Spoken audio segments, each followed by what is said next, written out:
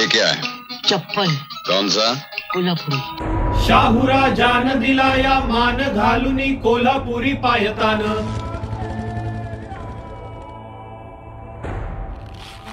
हे विंचवाचा आवाज कर कर पोचवला साता समुद्रा पार।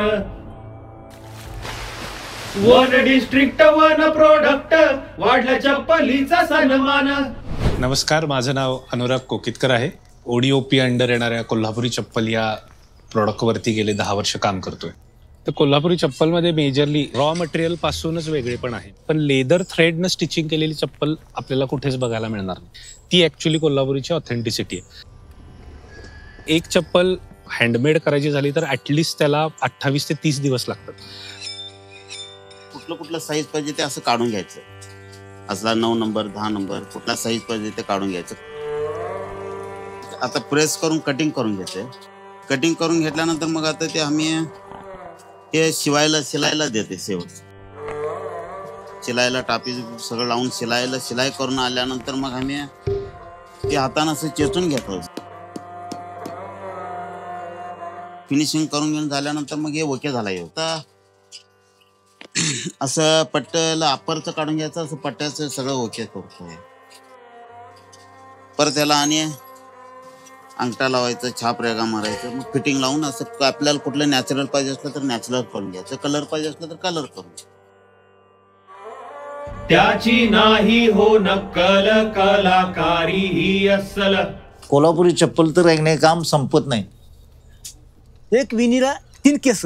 पहिले पूर्वी करत होतं, फर्स्ट टायमाला नॅचरलच करत होतो. आता हे काय झालं, आता पॉलिशनं सगळं उठवायचं.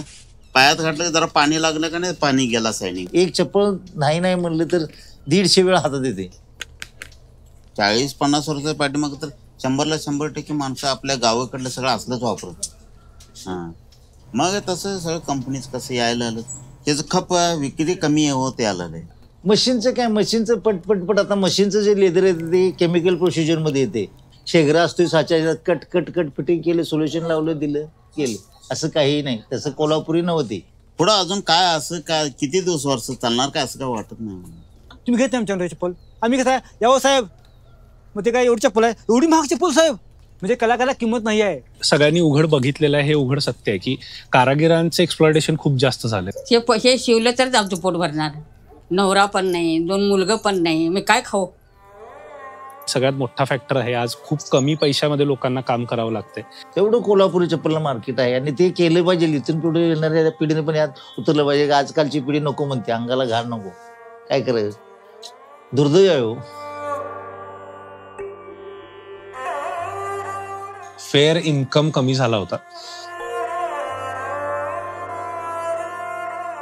2014-15 नंतर बेसिकली सगळ्यात मोठे बदल झाले की कोल्हापुरी चप्पलला GI टॅग मिळाला.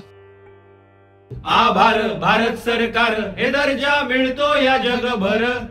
त्याचबरोबर हे आमच्या लक्षात आलं की ओडीओपी स्कीमच्या लॉन्च नंतर कोल्हापुरी चप्पलचा टर्नओव्हर जवळपास 20% वाढला आहे. बरेचसे फॉरेन ई कॉमर्स वेबसाईट्स आहेत ज्यांनी इंडियाला मार्केट ओपन करून दिलं. लोक ह्याकडे क्राफ्ट म्हणून बघू लागले. हर बात में स्वदेशी का भाव आने वाले दिनों में हमारा भविष्य तय करने वाला है.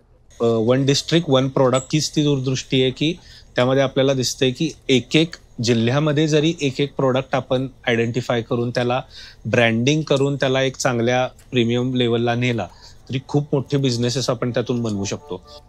गव्हर्नमेंटनी अशा बऱ्याचशा स्कीम्स बरोबर इन्स्टिट्यूट टायअप्स करायला सुरुवात केली.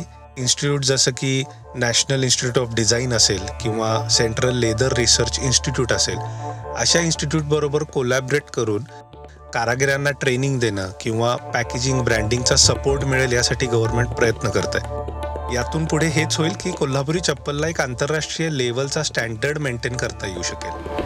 हे क्या है? चप्पल. अरे वो तो सबको मालूम है कि चप्पल है, लेकिन कौन सा चप्पल? कोल्हापुरी.